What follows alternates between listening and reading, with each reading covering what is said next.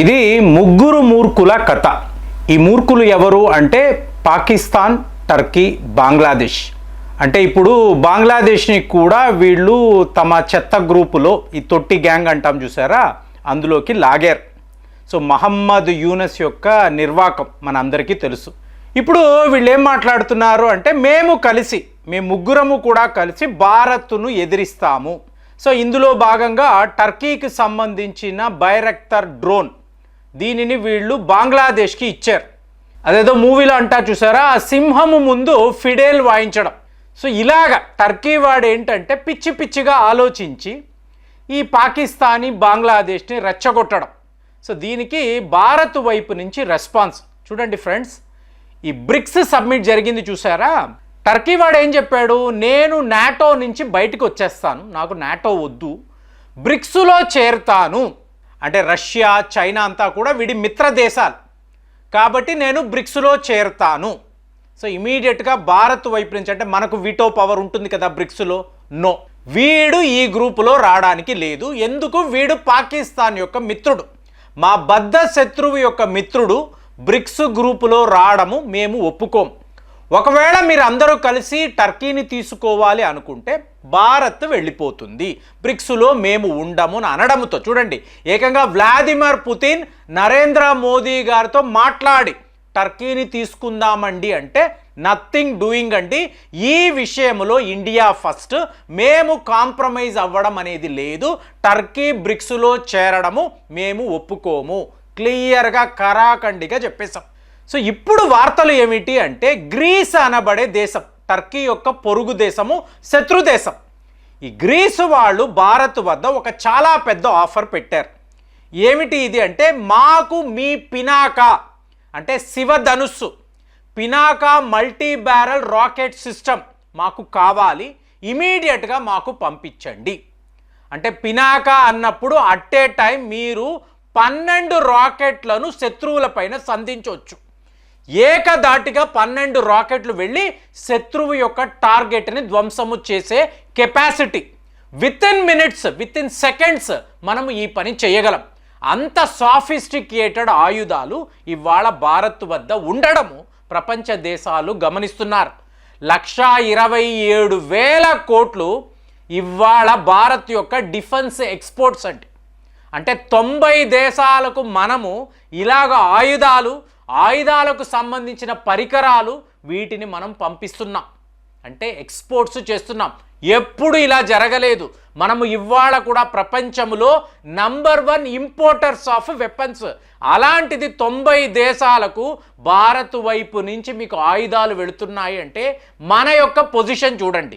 పోయిన సంవత్సరం మాత్రమే 21,000+ కోట్ల ఆయుధాలు మనము ప్రపంచ దేశాలకు అమ్మగలిగాం. సో ఇది మన కెపాసిటీ.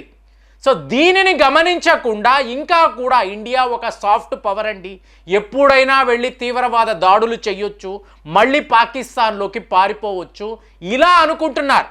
సాఫ్ట్ పవర్ కాదండి, మనము హార్డ్ పవర్ కూడా కాదు, ఇవాళ సూపర్ పవర్. దీనిని గమనించాలి. అంటే ఆ రోజుల్లో నెహ్రూ గారు ఉండేవారు, ఆయన ఏం మాట్లాడేవారు, భారత్ చీనీ బాయి బాయి, మనము ఏంటి ప్రపంచ శాంతిని కోరుకుంటున్నాము, ఏవైనా ఇబ్బందులు వస్తే యునైటెడ్ నేషన్స్కి వెళతాము, ఇలాగే మాట్లాడేవాళ్ళు. అంటే యుద్ధాలు వద్దు, మనము ఒక తెల్ల జెండా పట్టుకొని తిరుగుదాము, ఇవి వీళ్ళు ఆలోచించేవాళ్ళు. ఈరోజేంటి వైఖరి మారింది, మన బ్యాటిల్ ఆఫ్ ఆర్డర్ మారింది. మనము శత్రువుని శత్రువుగా, మిత్రుడిని మిత్రుడుగా చూస్తాం. కృష్ణ నీతి, భగవద్గీతలో చెప్పబడిన కృష్ణ నీతి. మనకు ఎనిమియే, ఫ్రెండే, ఎక్కడ తేడా ఉండదు. అలాగే మన శత్రువు పాకిస్తాన్, వాడి మిత్రుడు టర్కీ, వీడిని కూడా ఇవాళ టార్గెట్ చేయడం మొదలుపెట్టాం. అంటే ఇప్పుడు గ్రీస్ వాడు అడిగాడు, వెంటనే Pinaka multi barrel rocket system ఇచ్చేసాము, అలా ఉండదండి. ఒక వీడియోలో కూడా మాట్లాడాను, మనము చూసుకుంటాం. ఆయుధాలు ఇవ్వాలి అన్నప్పుడు మనకు మిత్ర దేశాలు ఎవరో, శత్రు దేశాలు ఎవరో అన్నప్పుడు మనం ఆలోచించాలి. ఇప్పుడు చెప్పాను కదా, అర్మీనియా, బ్రహ్మోస్ అడుగుతున్నారు, మనం ఇవ్వచ్చు, అమ్మవచ్చు. కానీ అజర్బైజాన్కి ఇది ఇబ్బంది. ఎందుకు, వీళ్ళు రష్యా మిత్ర దేశాలు, ఇద్దరు కూడా రష్యా మిత్ర దేశాలు కాబట్టి మనం బ్రహ్మోస్ ఇవ్వడం లేదు. కానీ ఇక్కడ గ్రీస్ టర్కీ యొక్క శత్రు దేశం. ఎలాగా వీళ్ళ మధ్య ఏంటండి శత్రుత్వము అంటే సిమిలర్ టు ఇండియా పాకిస్తాన్. మీకు గ్రీస్ టర్కీ పొరుగు దేశాలు, మధ్యలో ఒక సముద్రము, ఇక్కడ సైప్రస్ అనబడే ఒక భూభాగం. నార్త్ సైప్రస్ అంటే ఇది టర్కీ ఇదని చెప్పి వాళ్ళు వాదిస్తారు. అలాగే సౌత్ సైప్రస్ అంటే గ్రీస్ వాళ్ళు, ఇది మాది అని చెప్పి వీళ్ళు వాదిస్తారు. ఇక్కడ మతపరమైన పోరు. గ్రీస్ అంటే ట్రెడిషనల్ క్రైస్తవులు, టర్కీ అంటే మీకు ట్రెడిషనల్ ఇస్లామిక్ మతానికి చెందిన వాళ్ళు. ఓటమాన్ సామ్రాజ్యము మాదే అని చెప్పి గొప్పలు చెప్పుకునే ఒక దేశం. ఇదే ఓటమాన్ని మనము ఇజ్రాయెల్లో ఓడించాం. హైఫా అనబడే ఈ యుద్ధ క్షేత్రంలో మనం వాళ్ళని ఓడించాం. ఇది టర్కీ వాడికి బాగా తెలుసు. అయినా కూడా రెచ్చిపోయి మొన్నటికి మొన్న ఎర్డోగాను పాకిస్తాన్ వచ్చాడు. వచ్చిన వాడు వాడి పని ఏదో చూసుకొని వాడు వెళ్ళిపోవాలి కదా. అక్కడ కూర్చొని కాశ్మీర్, ఈ కాశ్మీర్ అనేది పాకిస్తాన్కి చెందిన భూభాగము, భారత్ ఆక్రమించుకొని ఉంది, వాళ్ళు దీన్ని విడిచిపెట్టాలి, కాశ్మీర్ అనేది పాకిస్తాన్తో కలవాలి, ఇన్ని మాట్లాడుతున్నాడు. ఆ రోజు కూడా మనం చాలా సీరియస్ వార్నింగ్ ఇచ్చాము. ఒరే, ఇది నీకు సంబంధము లేని విషయం. ఇంకా ఈ ప్రపంచంలో ఎన్నో వ్యవహారాలు ఉన్నాయి. ఒక్క కాశ్మీర్ని పట్టుకొని మీరు ఇలా వేలాడుతూ ఉంటే మీ ఎదుగుదల ఏంటి, మీ ఎకనామిక్ పాలసీస్ ఏంటి, మీ ఎక్స్పోర్ట్స్ ఇంపోర్ట్స్ ఏంటి, వ్యాపారం ఏంటి, దానిని చూడండి రా. ఇంకా ఇంకా ఇంకా కాశ్మీర్ అంటూ ఎంతకాలం వేలాడుతూ ఉంటారో మనం క్లియర్గా అడిగాం.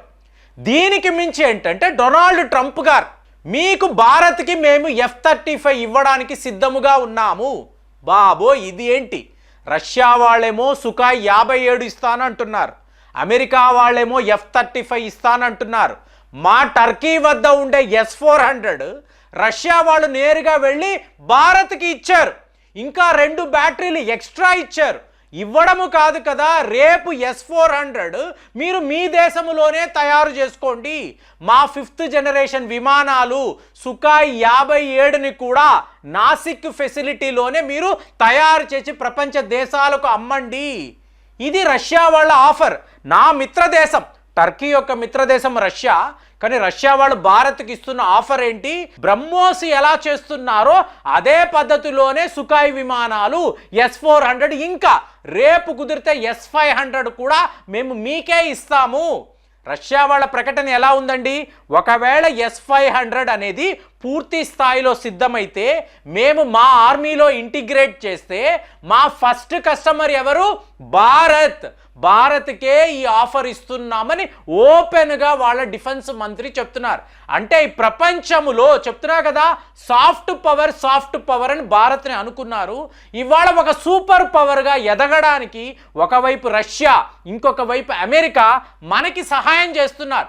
ఇంత పెద్ద బార్గెయిన్లో ఆఫ్టర్ ఆల్ ఒక టర్కీ ఏంటి, ఈ పాకిస్తాన్ ఏంటి, ఈ బంగ్లాదేశ్ లాంటి ఈ ముగ్గురు మూర్ఖులు మనల్ని ఎదిరించాలి అనే ప్రయత్నాలు చేస్తే వీళ్ళ మూర్ఖత్వాన్ని మనం ఎలా చూడాలి? మన వద్ద ఉండే ఆయుధాలు ఏంటి, మన Indian army, navy, air force యొక్క సత్తా ఏంటి? ఉండడము కాదు, మనం ప్రపంచ దేశాలకే ఆయుధాలు అమ్ముతున్నాం, పెద్ద పెద్ద ఆయుధాలను అమ్ముతున్నాం. అలాంటప్పుడు మనతో వీళ్ళు వైర్యానికి కాలు దువ్వడము, యుద్ధము చేస్తామని మాట్లాడడము, బంగ్లాదేశ్ లాంటి చిన్న చితకా దేశాలు ఏవో చిన్న చిన్న డ్రోన్లను పెట్టుకొని చూసారా మేము కూడా చాలా పవర్ఫుల్, సరిహద్దుల వద్ద ఇండియన్ ఆర్మీని ఎదిరించాము, ఇవన్నీ మాట్లాడుతూ ఉంటే మనకి ఎలా ఉంటుంది? కాబట్టి ఇమీడియట్గా గ్రీస్కి మన పినాక అస్త్రాలను మేము అమ్ముతున్నాము, మీరు తీసుకోండి. టర్కీ వాడికి బుద్ధి చెప్పాలంటే ఇదే సరైన నిర్ణయం అని ఇవాళ మన మినిస్ట్రీ ఆఫ్ డిఫెన్స్ చాలా పెద్ద నిర్ణయం తీసుకున్నారు. గ్రీస్ వాళ్ళు కూడా they are very happy. Modi గారికి వాళ్ళ దేశంలో హైయెస్ట్ హానర్ని కూడా వాళ్ళు ఇవ్వడము ఇక్కడ మనం గుర్తుపెట్టుకోవాలి. మరి గ్రీస్తో మనకు ఉండే ఈ డిఫెన్స్ అగ్రిమెంట్ను మీరు ఎలా చూస్తున్నారు? టర్కీని మనం ఎదిరించిన తీరు, దీంట్లో మీ ఒపీనియన్ ఎలా ఉంది? కామెంట్స్లో రాయండి. మళ్ళీ వచ్చే వీడియోలో కలుద్దాం. జై హింద్.